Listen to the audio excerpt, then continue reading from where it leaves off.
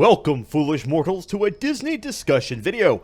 I'm your host, your ghost host, here to talk about a topic that can be quite sensitive to many Disney fans: live action remakes.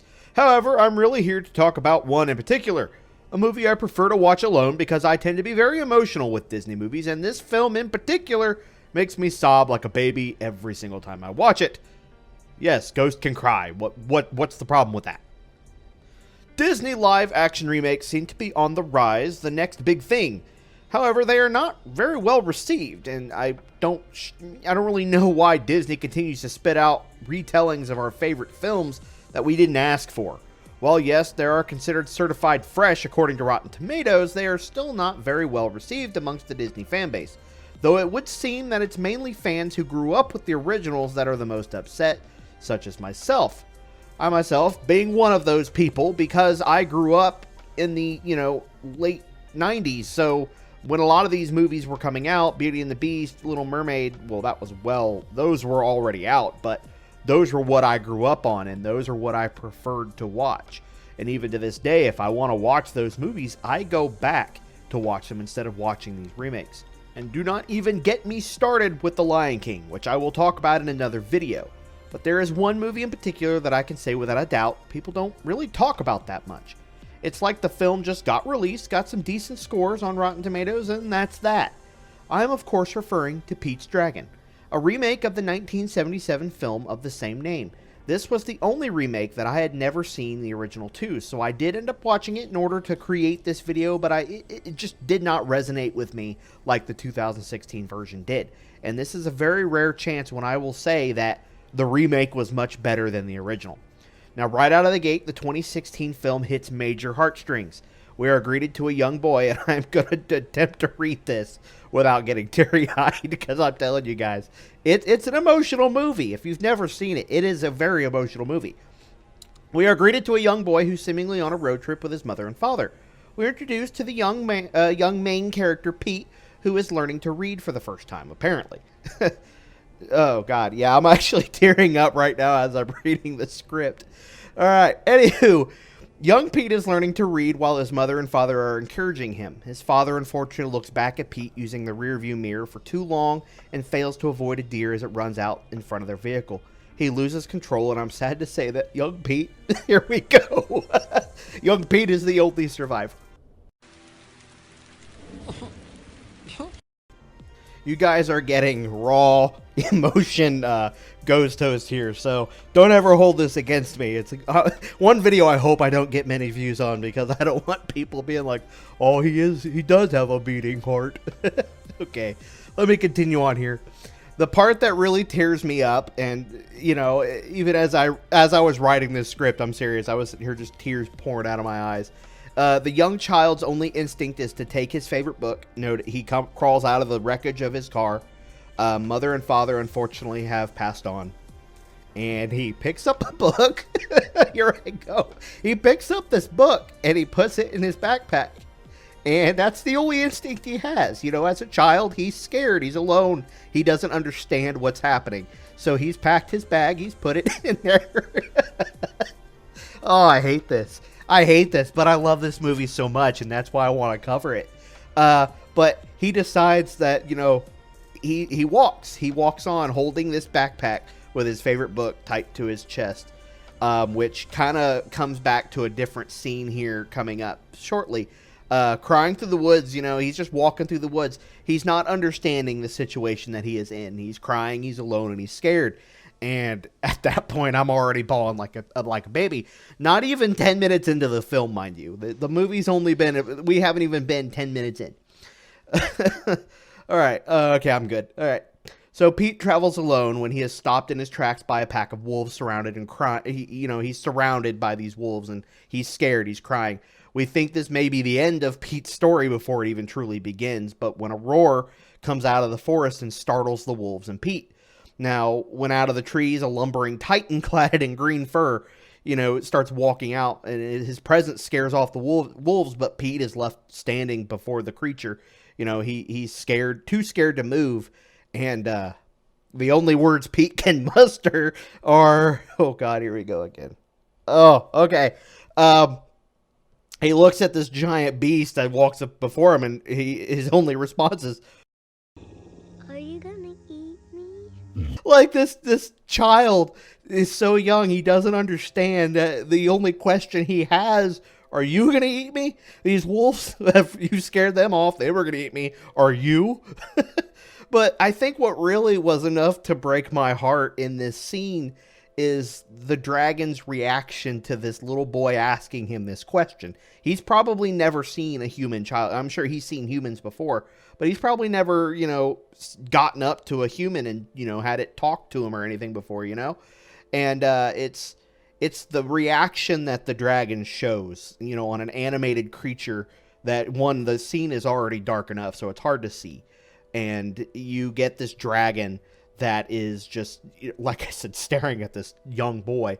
And you get to see, just in this scene alone, starting off in this film, how this dragon thinks, how it feels off of an animated character. And that was one of the things about this film that I loved the most, was that it actually, it helped solidify, it helped give life to this creature that, originally we had this cartoon fat dragon that looked like something Spyro would rescue with a pink hairdo, and then you give it this, it's a giant golden retriever with wings. Let's be 100% honest here. But when the kid asks, when Pete asks, are you gonna eat me, the dragon literally just kind of makes this groan, and he pulls his head back and shakes a little bit, as if he's saying, of course not. Like, why would I do that? And it's a very sweet moment, because, the only thing that Pete does, he doesn't run, it's the wolves that scare him, but this giant titan of a creature standing before him is enough to make him want to stay. And he touches his paw, and the fur goes from a dull green to a more vibrant shade of green. The dragon, he then kind of flips his paw so that Pete can climb on, and then, like a parent holding a newborn baby for the first time, and here I go again. God dang it. Just how Pete held the bag to his chest with his favorite book, the dragon pulls him up to his chest and flies off. I'm telling you guys, I swear, this is... I can't get over this. Like, it's such a good movie. It's so sweet, and it has such a good cast. You have Robert Redford, you have Bryce Dallas Howard, who, that woman can charm anybody. I mean, she is such an amazing woman and an amazing actress, and she's got a heart of gold. She got from the best, with her father. But it's a very good cast, and you get to see a little boy who pretty much he gets mixed in, because, you have Bryce Dallas Howard, who is a park ranger for these mountains where she's at, and then you have her father, who is a bit of an explorer. I don't know if if they even talk about his old job. I'm off script at this point, because I don't want to read from a script for this. It's something that I love this film that much that I could ramble on forever, and it also taught me that I am a very emotional human being when it comes to Disney films. Like, I was literally, super random. I got up at 6 a.m. this morning and was doing dishes in the kitchen at 6 a.m. And on my phone, I had Hercules playing on Disney Plus, and Go the Distance started playing, and I'm sitting there doing dishes while tears are just pouring out of my eyes. Like, it's just, that is the type of person I am now, and that is, again, why that feeling I get right there is why I started this channel. And movies like this, yes, Haunted Mansion is obviously my go-to main favorite film and Disney franchise, but the movies like this are the reason why I do this, why I want this channel to succeed. Anywho, this is one of those Disney remakes that I am honestly surprised nobody talks about. It's not really mentioned. A lot of people maybe because there's nothing to talk about. It doesn't have hate. It didn't get a lot of backlash. I know it only got like a 70-some% on Rotten Tomatoes, which is fresh for that. But a lot of it is just, you hear about Lion King because people were angry because they ruined it, or you hear about like Beauty and the Beast, and people were mad about that because, of the fact that, you know, there was all these different bits and pieces from all these live action remakes that people could tear apart and complain about. But when it comes to Pete's Dragon, there wasn't a lot to complain about. You know, it was a very emotional film where you learn about this little boy and his surrogate father, which is a dragon that he named after the dog of his favorite book that he was reading right before his parents passed away in front of him. Like, you know, he named, like, he could have named this dragon anything, but he names it after the dog from the book that he was reading. And he still has that book. He keeps it in the cave with him and Pete. And they actually, I'm pretty sure he reads the book to Elliot. And it calms Elliot down whenever Elliot gets stressed out or something. But it's just, it's a very sweet film.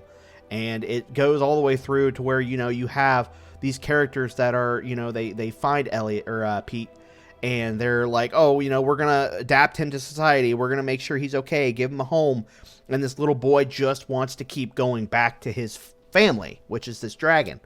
And it gets to the point where Robert Redford, he sees this drawing of Pete, or of Elliot. I keep flip-flopping him. I'm sorry. He sees this drawing of Elliot and he goes straight to his daughter, which is Bryce Dallas Howard, and tells her, you know, I've seen this dragon before. I've seen this animal. And he tells the story of how he was, here I go again, how he's standing there at this river and then he just sees this monster, this dragon. And he's not scared. He's not terrified or anything. He feels good. He feels relaxing feeling. And that's something that you can see with Pete when he first meets Elliot, is he's not scared to run away. He just is overwhelming feeling of calm and relaxation, and he even goes and touches his paw. He doesn't flinch. He doesn't try to run. He just wants to touch the dragon. And that is the feeling that Elliot gives when he sees people. So whatever species of dragon he is, it's great because, you know, it's, you know, the whole film, they're like, oh, he wants to get back to Elliot. He wants to get back to Elliot. And they're like, oh, it's his imaginary friend. And then there's this introduction with Bryce Dallas Howard, Robert Redford, the little girl whose name unfortunately escapes me, and Pete when he introduces Elliot for the first time. And there's just this overwhelming feeling of emotion. You've got Bryce Dallas Howard who's crying because, well, I'm crying, she's crying, we're all crying. Robert Redford, who it's like he's seeing an old friend again after so many years, because while he's got his daughter in his arms, he says, see, magic. See right there. It's like, that's the whole point, is this movie is supposed to push that term, magic, which is what Disney is built on. It should still be built on, which is magic and family. And this movie focuses on those two things very heavily, magic and family. So that is one of the reasons why this movie resonates with me the way it does. I say this, tears pouring out of my eyes again, and I'm going to regret putting this on YouTube, I know for a fact. But my point being is it's such a beautiful film, and it is about family. It's about reuniting with family. It's about gaining new family. It's about finding family and magic, and that is what Disney films should be about. When you have the remake or the original Pete's Dragon, it is about a dragon that is supposedly an imaginary friend. No, I don't even think anybody really ever actually sees Elliot apart from Pete. But this is not, you know, this is a living, breathing animal that he has the ability to go camo. He can camouflage whenever he is scared or he's trying to hide. So that's how he's hidden all these years, is he just goes in camo mode. But when he's calm, when he's relaxed, he can uncamouflage himself and other people can see him. Of course, you do have that one jerk family member who has to go out of his way to catch Elliot and turn him into a sideshow attraction to get rich. But by the end of that movie, he is quickly, like, you know, him and his sister are put in a very dangerous situation where they're about to die. And it's because of Elliot that they survive. They save him. And even the brother, by the end of the film, is like, we need to, get rid of him. I never saw him. So that way nobody would, even like the town kind of, it becomes like the town, because most of the town sees Elliot at this point. Even the police, there's a funny scene where they're driving on the highway and they're chasing this big thing. And the guy on the intercom or on the headset goes, there's a dragon, and the cop goes, "You can't say dragon on the radio." Like, it's funny. Like, they all just, it was a good, God, it was such a good movie, guys. I'm going to gush forever. And I'm sorry, this video is going to be longer than what I anticipated it to, because it's such a good movie. But going into the end of this film is where they cover a topic where throughout the film, here and there, it's not discussed a lot, but they just wonder, is he the only species of his kind? And that's where I come back with the comment, like, I don't know what type of species of dragon he is, but it gives you the thing that if there's this particular dragon, there's got to be others. There's got to be different types of dragons, Do we live in a world of dragons in this film, and it just so happens that they've just been very good at hiding this whole time? Is Bigfoot in there too, and we just can't see him? But like by the end of the film, Pete becomes an adopted child of Bryce Dallas Howard, her husband, who unfortunately all I can ever remember he was in was he played Blackheart in the old Ghost Rider film. So every time I see him, I just associate him with pure evil. But in this, he plays the fiance of Bryce Dallas Howard, and it's his daughter that's in there in the film most of the time. And you've got the stepmom being Bryce Dallas Howard, and then another family member that's even added on, which would be Pete. So Pete becomes an adopted child, just like Bryce becomes an adopted mother. It's like you bond these different people from different backgrounds all together. And by the end of the film, it is so sweet because they go to the mountains, and you're just like, oh, are they there to go see? What are they there for? Were they just there in the mountains? And it's such a beautiful moment when you see Pete, like, he's ready to see his best friend again. And then Elliot just out of nowhere flies out from behind the mountains, and he is then joined by many of his other kind. See right there, I hate it. Oh my God. He's greeted by the rest of his kind, so he has his family back. Given, I don't know if Elliot just didn't know where his family was, or he knew and he just didn't care. It's kind of like when you move out, you go home, and then occasionally you're like, I miss my mom, and then you just go home and visit her. I don't know if Elliot even knew he had more of his kind around. So they don't cover or go deep into that. For all we know, Elliot already knew. He's like, yeah, they're out in the mountains. I just don't go because my family's weird or what. But it is such a sweet moment to see Elliot fly off with his family.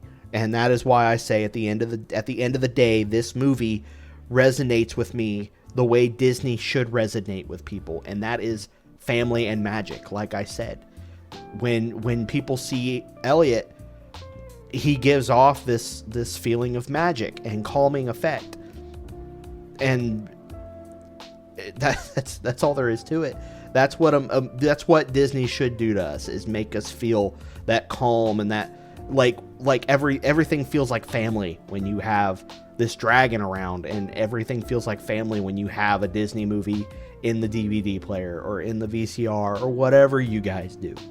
That is where that video idea that I've got coming up here soon about what does the word Disney mean to you, and right here is a very good example of what that word means to me. So I think I have rambled on long enough. This video has become over 20 minutes long. So if you guys can watch this and not judge your old ghost host for showing emotion, please, by all means, leave your best Hitchhiker's thumbs up. And if you guys want to see more videos like this, where I start covering more topics apart from just Disney Dreamlight Valley, but still in the Disney family, go ahead and subscribe, because I've got quite a few projects in the works that I'm very excited to share with you guys. And I'd love to get everybody's opinion along with this. So thank you all for watching. I hope you guys enjoyed. I am your ghost host, leaving you on this tour, and I will see you guys in the next video. Ah, there you are. I see you made it to the end of the video.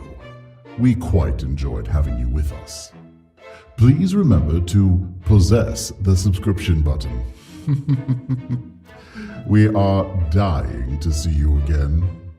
Oh, and don't forget to bring your death certificate.